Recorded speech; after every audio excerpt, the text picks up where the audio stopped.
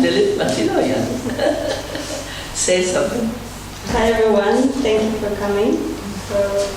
I'm Lilit Martirosyan, I'm from Armenia, and today I would like to talk a little bit about the exhibition and what I have done in the residency here. Okay, versteht man das gut? No. Yeah, okay. We've got some questions. I'm going to ask Lilit some questions about her background and her artistic development. And the first question that I want to ask you is, what can you tell us about your background? Why did you start to study the arts? I was born and grew up in Yerevan, Armenia, and since my teens I always painted and was engaged in the arts, and my family always supported me, so art was part of our family, in our family a lot. And I studied arts at the State Academy of Fine Arts of Armenia, and I got my bachelor's degree there and master's degree. And after that, I had a lot of group exhibitions, and this is actually my second residency. I've been last year again in Germany, in the north, near Berlin. You were in Germany? Yes, last year. What did you do there? I had a residency. It was in the north near Berlin for 1 month. But it was quite different compared to this one. How long did you have it? 1 month. And did you have an exhibition too? Yes, we had an exhibition, a group exhibition altogether. So you are used to having scholarships? This is my second residency, and I like this format. There will be more, maybe. Okay, was it difficult to get into the academy in Yerevan? What did you have to do to get into the academy? There's one academy in Armenia, and in Germany it's quite difficult to get into an art school. What do you have to do in Armenia? We have entrance exams, 3 exams, one for painting, one for drawing, and one is composition, more creative examination, and they also take into account your school grades. Do you have to hand in, what do you call a mappa? A portfolio? Yeah. You actually go there physically for a few days for one exam. So you go and you sit there and you paint live there. So the overall process takes about a week to do all the exams. Are there many applying? Many people apply? Yes, especially compared to the places they have. It's quite competitive. And how many percent do apply, and how many percent are taken into the school? You don't know? I won't take the responsibility to say the exact numbers for now. Okay. What techniques do you prefer, and why do you prefer them? You have aquarelle here, or do you water painting, and oil painting, and an installation. But what is your preference? I like to paint, and in painting I mostly prefer oil colors because they are more flexible. But I also like watercolors, and usually the topic tells what medium to choose. If I want to picture something, I paint, and if it's more of a conceptual work, I do it with more contemporary mediums like installation. And you did, here in your scholarship here, you had 3 months, and you made water painting because it was the easiest for the short time, is that right? Not exactly the practical approach, but I just started with something to see how it goes, because I developed the project here, so I wasn't sure what it's going to turn into. So I started with watercolor to be more spontaneous and do like a portrait in one sit in a few hours and just to see. It's quite difficult because you can't wipe it off anymore. Yeah, that's the fun part. Okay. You answered that. You have answered this question already. But how many exhibitions have you had up to now? You had one in the north of Germany, and did you have any in Armenia?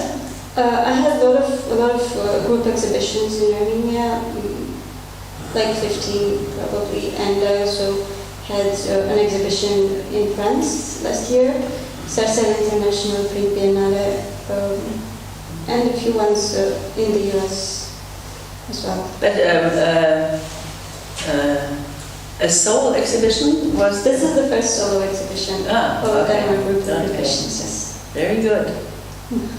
We'll go into your history. Okay, I'll ask you some personal questions about your experiences in Germany. What was astonishing for you in Germany? At first, when you arrive, it takes some time to get used to every little differences, starting from transportation and communication, and every little thing is different. Like schedules of the shops, that everything is closed on Sundays, things like that. But once you get used to all that, I really like here. It's very nice. I like people here because In the shops, what astonished you in the shops? that it's closed on Sundays. We don't have that. Yeah. And people are out here taking everything more easy, I think. They're more light and less stressful than we are in Armenia. They, for example, you can say hi or smile to a stranger in the streets. Did nice. people help you when you had difficulties? Yes, I never had anyone weird to me. It has always been nice.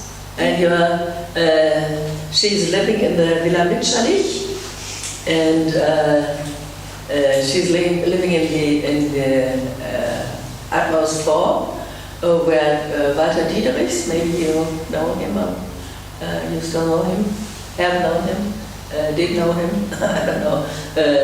And how did you like the life in the villa? It's a beautiful place and it's very comfortable. You have a complete solitude there to concentrate on your work, so that's really helpful. Because it's quiet and there are not many people. And it's also very close to the wood. And you can talk to people about your art. Yeah. Were they open for you? Did they? The artists in the building. Where did you? Oh, you had your own kitchen, so you didn't use the kitchen, the common kitchen there. No, I haven't. Okay.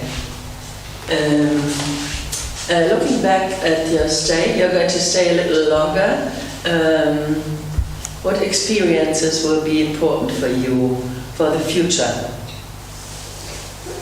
It's always very helpful to change your environment and go stay in a different culture because every other new people that you meet brings something to your life, and when you have that possibility to stay longer in a foreign country, you start noticing effects on your character and you become more mature, and also seeing all these exhibitions and museums abroad that really affects on how you see art, and that affects your work and hopefully contributes for the future. Was it possible for you to go to museums? Yes, in Germany and in Switzerland and in France? Yes, in the territory, in all the 3 countries. Did you get there by train? Yes. Yeah, okay. So let's look at the second floor, which is the installation. Can you understand it? The second floor. You call. What is the concept behind the installation? These both floors, though they are very different for the eye, they are connected in the concept. So we have people on one floor and environmental issues on the second one. Here we have people with all their differences and anxiety. And upstairs we have confrontation of natural and artificial materials. Meaning soil and plastic, and it all goes into political context when you gather into in a small room on one ground. You gather different countries, symbols of countries, to maybe more feel on yourself, to more understand how the conventionality of politics, how the branding of the states work and affect our minds, and how it's how there are more important things that you lean on, like the ground you stay can't just belong to one country and be a reason of political and social disputes. You call it the substance. Yes. What does that mean for you? Well, the soil is the physical symbol of that, but it has a deeper meaning, a more spiritual meaning that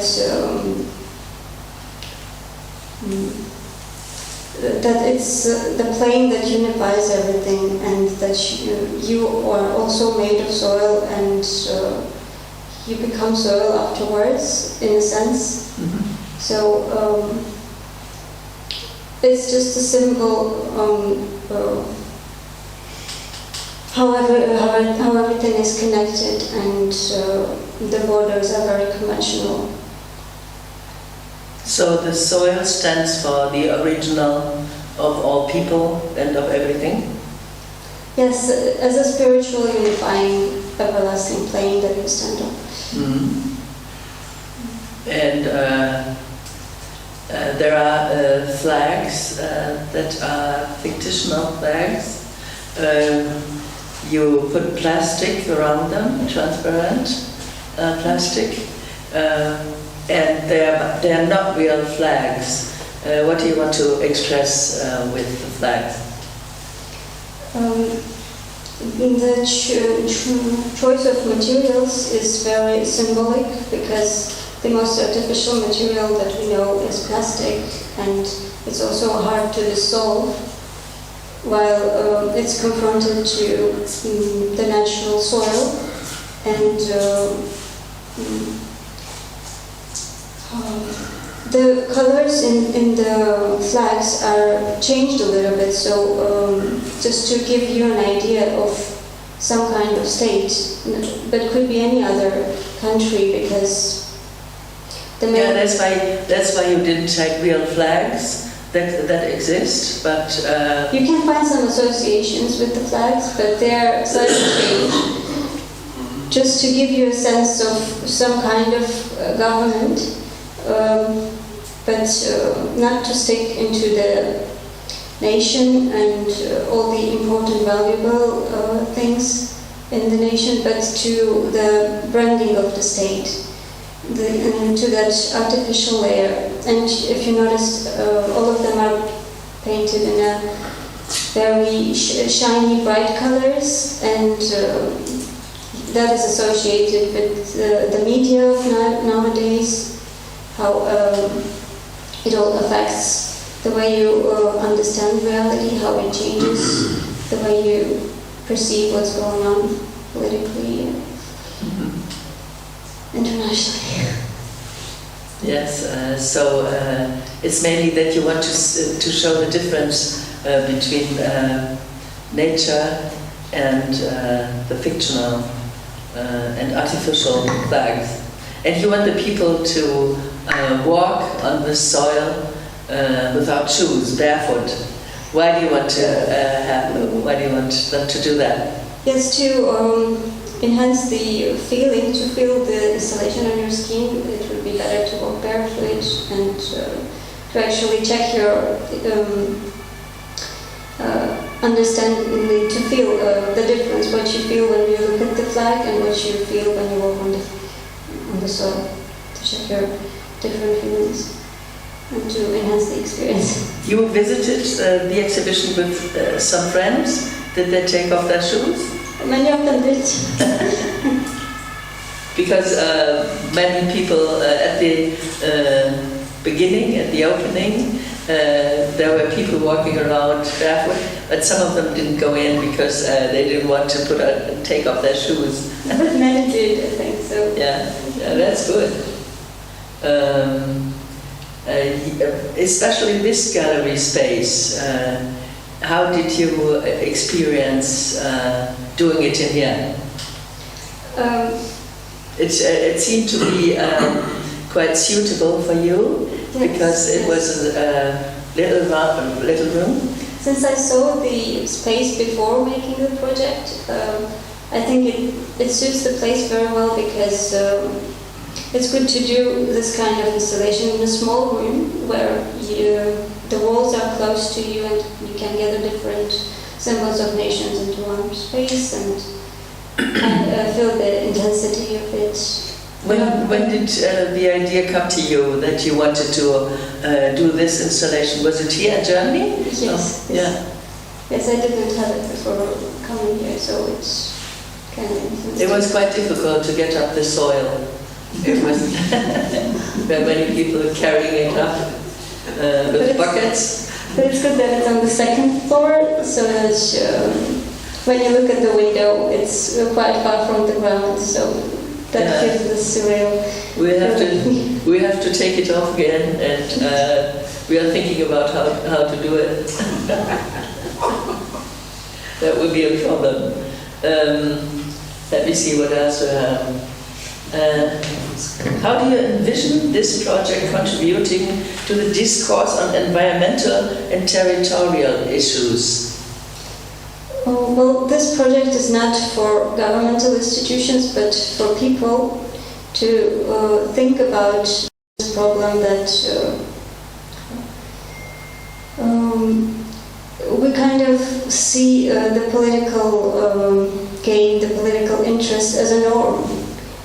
We fight for our personal interest for human rights on a level of country, but we can't choose whether our country goes into a war or not.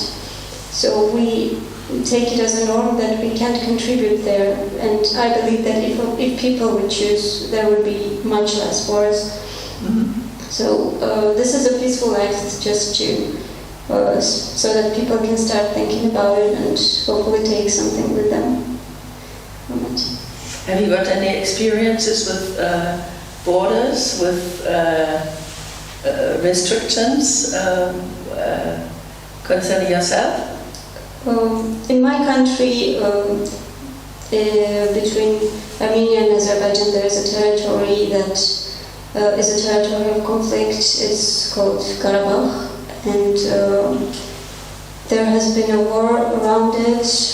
In 2020, many people died, and now many people are dismissed from their homes. And actually, one of the flags symbolizes that, and it's double wrapped and kind of put aside, like that conflict is. Is it possible for you, as Armenian, to go into the Karabakh? Right now, not anymore. No. And to Azerbaijan? No. No. And we can't get visas to go there. No. Mm-hmm. And if you go to Armenia, you can't enter Azerbaijan anymore. But do you think it will be possible for the people to return? For all the people who came from Karabakh? To return to their houses? To their homes? At the moment, it's not possible, and even if they open the border, it's very dangerous. No one can guarantee their safety there.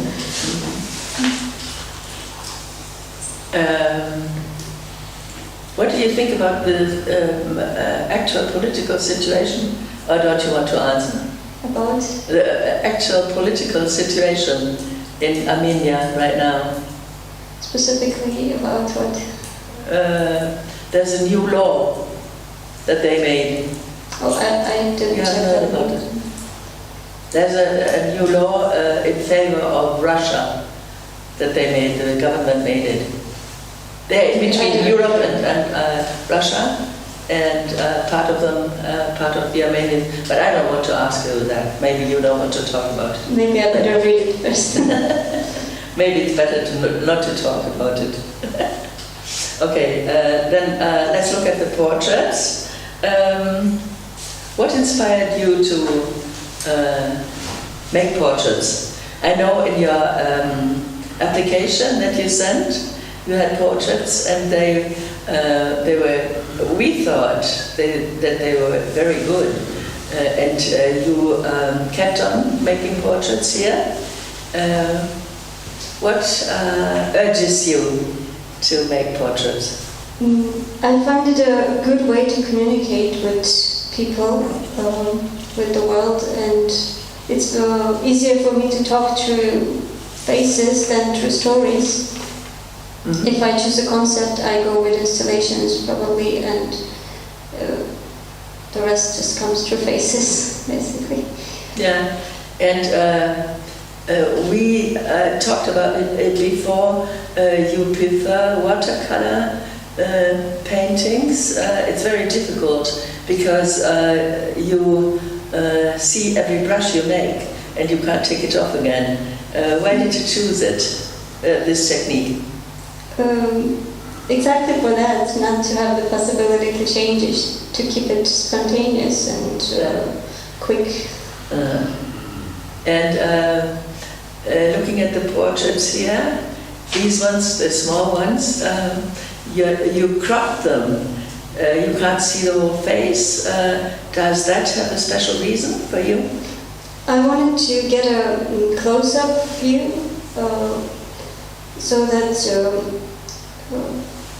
you focus on their gaze, and it's also like looking at the mirror.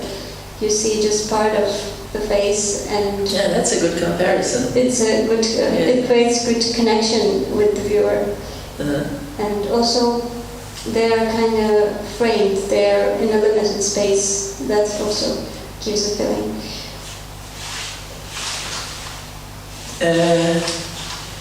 Looking at them, I can see that most of them are in brownish colors.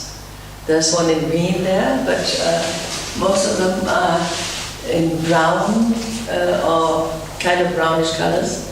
Does that have a reason for you? I can't say that I chose them intentionally, but I believe they do create a common mood, common experience. Why is that one green?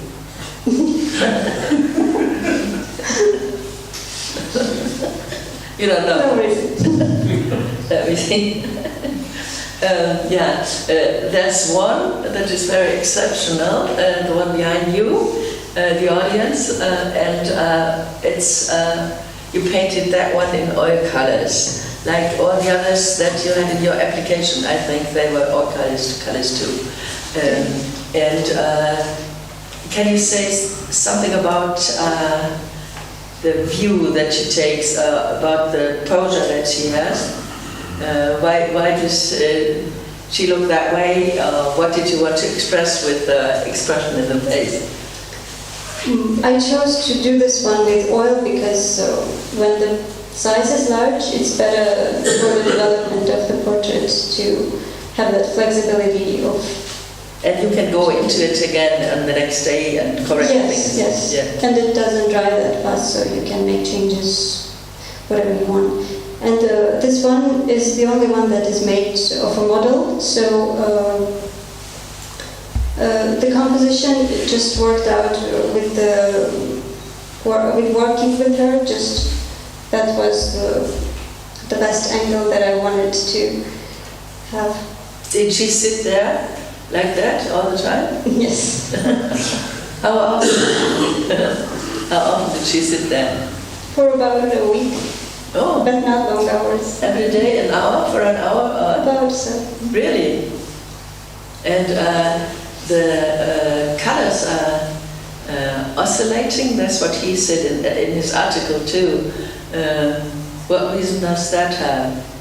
Colors are what? The colors are oscillating. There are a little green. There's a little green in it, and a brown in it, and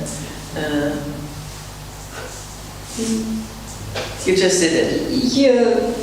The best part of it that you don't think about it when you paint. Yeah, that's right. You just feel it. Yeah, you just do it. And the expression in her face, you could have painted her laughing or smiling. You didn't want that. In this whole context, I think this one's better. Okay, I think I've got one more question.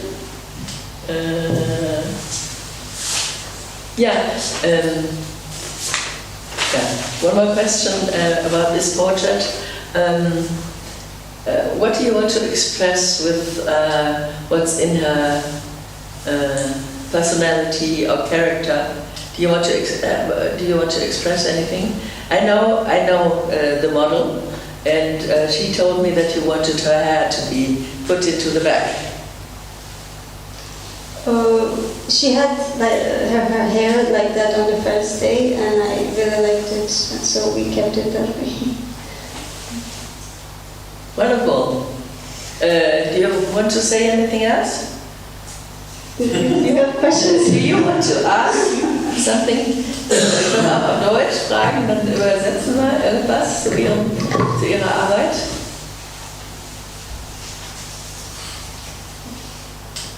Okay? You don't want to say anything? Thank you for coming.